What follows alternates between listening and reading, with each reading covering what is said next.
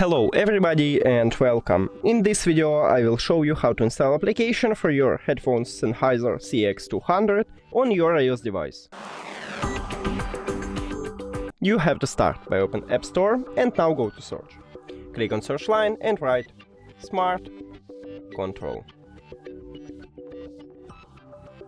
Now search and you should install this application. Now open it, start, allow, next, that's all, allow, and allow also a Bluetooth, allow. That's it!